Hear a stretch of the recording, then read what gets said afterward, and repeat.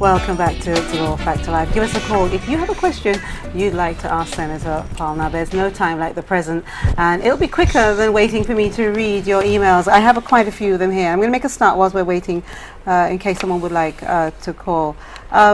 What advice, as a senator, would Mrs. Parle give to government during these troubling economic times? Okay, I think the advice that I would give to government, and I'm sure they've heard it before, that it has to be, I say to my team members a lot, management by example. I think if we're asking people to make sacrifices, then I think the sacrifice has to start at the top.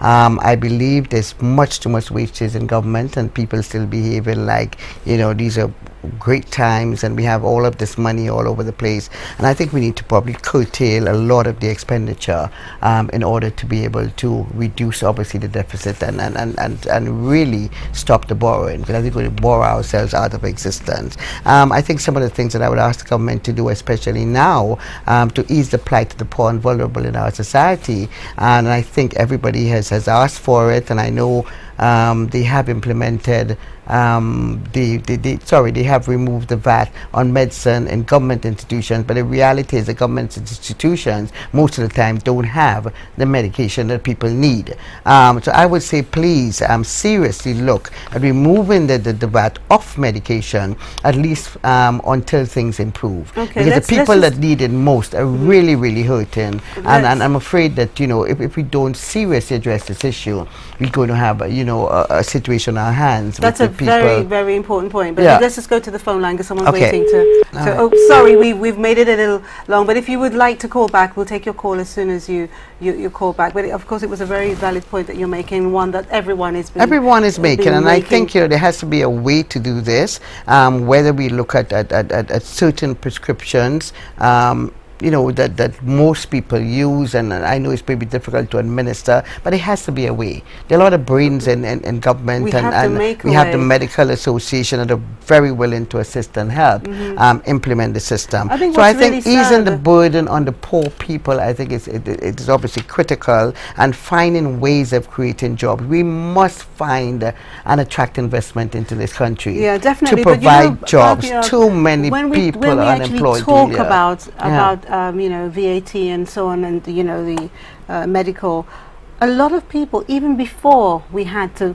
consider VAT, could not afford medication, and a lot of people were dying prematurely because of the costs, the high costs of medical treatment. I mean, these are the realities of difficult times. I have to say that I feel so saddened when I go to hospital, or someone tells me they go to hospital, and before they even treated, a bill is presented to them. Yes, unfortunately. A bill, you're sick, and a bill is presented to you. Yeah, and there's certain tests that people must have, you know, depending on your condition. When you need an MRI, where they get the $1,300 to pay for the MRI. It is very difficult, and I think it's actually frightening as well. And I think, you know, there are a lot of ways in which we can curb a lot of the unnecessary expenditure, tighten our belts, because those of us in the private sector, we've had no choice but to tighten our belts. We had to live with consolidation. We had to live with you know, making ends meet. And one of the things I think this recession has actually done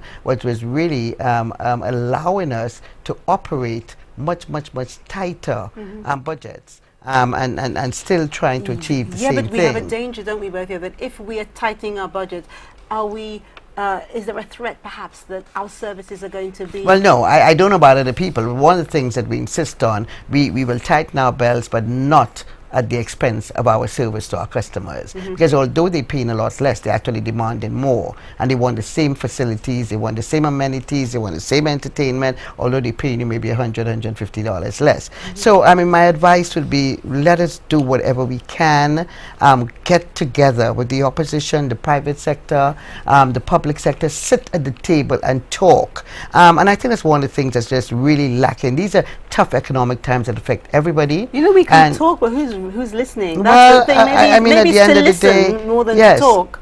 and you know, stop criticizing and blaming the last government and this government. The last government is blaming this government. This is not what we need at this time in St Lucia. We do believe everybody needs to come together for the sake of St Lucia and work together in the interest of this country. Let us try and get investment in, as I said. Let us try and ease the burden. Let us try and create jobs as much as possible.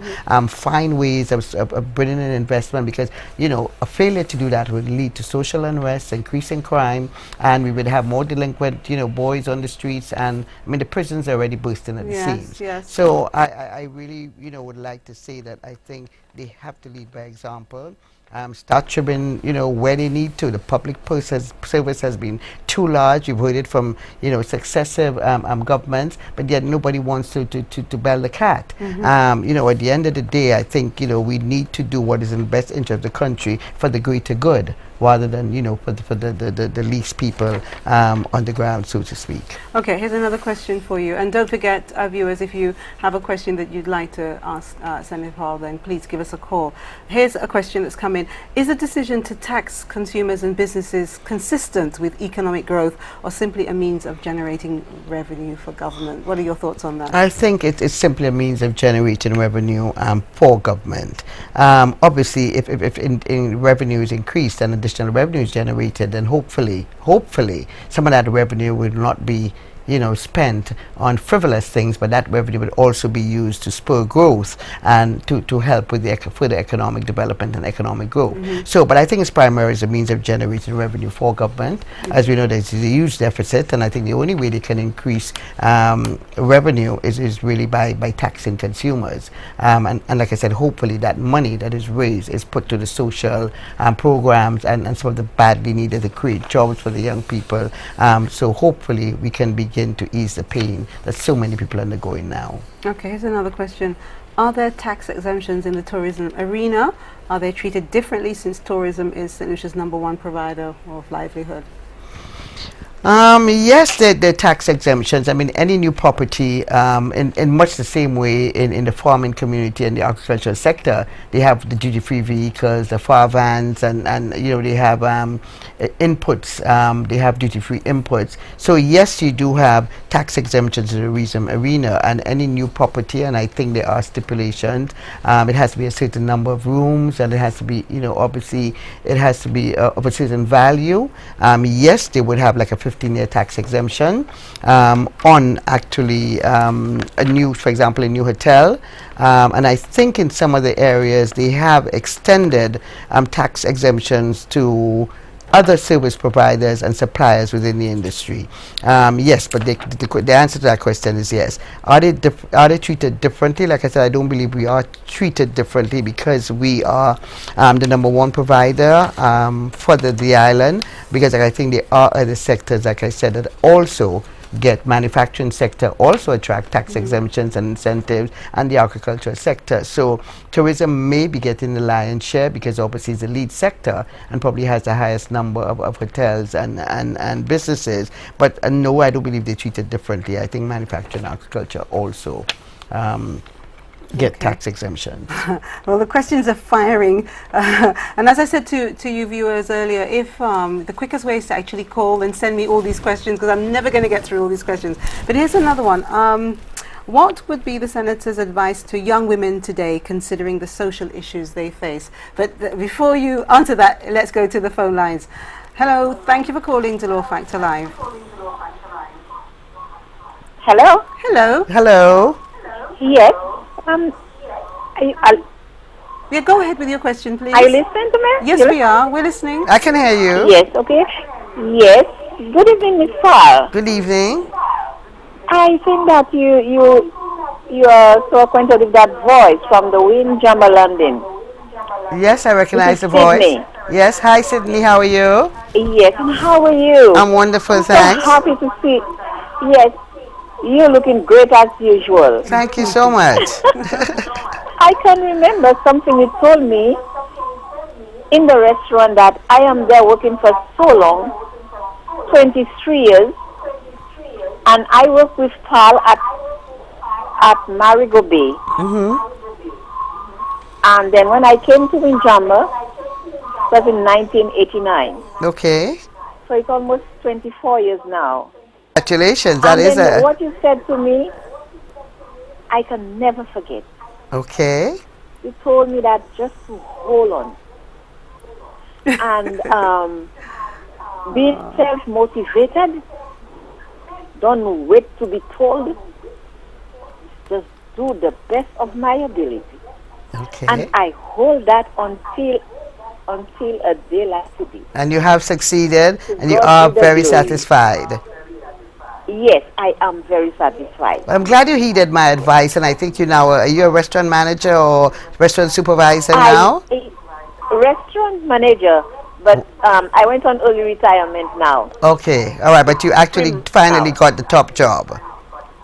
Oh, yes. Okay, well, I'm happy that you heeded my advice and that you succeeded. Yes, thank you. It was a pleasure helping you. Okay, a pleasure. Yes. Okay. Okay. Thank you so much for All your right, call. bye-bye. Thank you for calling. Okay, let's get back to the welcome. question. What would be your advice to young women today, considering the social issues that they face?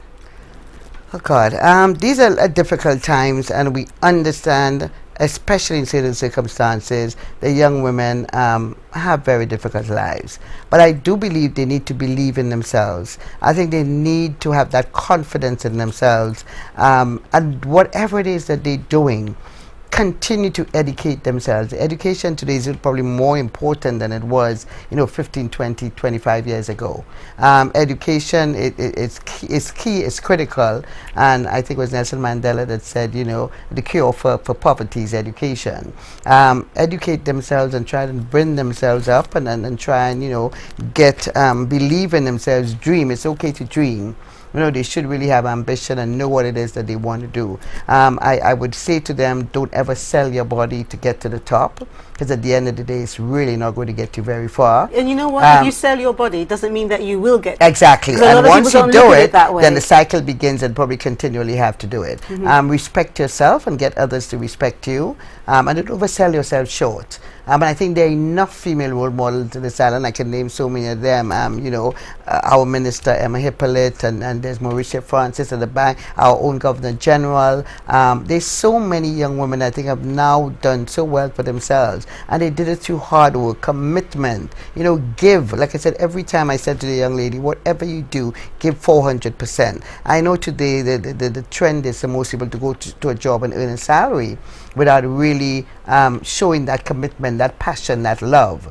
I want to say, I think if they can continue to do these things, and like I said, continue to believe in themselves, then I think they will achieve success eventually. It doesn't come easy, and too often, like I said, it took me 30 something years to get to where I am today. And I find a lot of young people then want to get to the top quickly, without paying their dues, so to speak. And that's not to say that you have some students or people that really can come into the junior management position or based on the qualifications can actually rise to the top. But I find too often they want to come in and they want to do, if I'm a typist, I'm a typist. Learn, look around you, get involved in your entire company, ask questions, volunteer sometimes, to do other things besides what you paid for, and learn that business. Today or tomorrow that a vacancy comes up, I mean, you would probably want to be considered because you have really taken the time to know that company from inside out. So I think that would be my advice to them in a nutshell. Thank you. Great advice there. Now, viewers, we've closed entries for tonight's giveaway, but you can still call in very briefly when we come back from the break. This is Dolor Factor Live. Stay with us.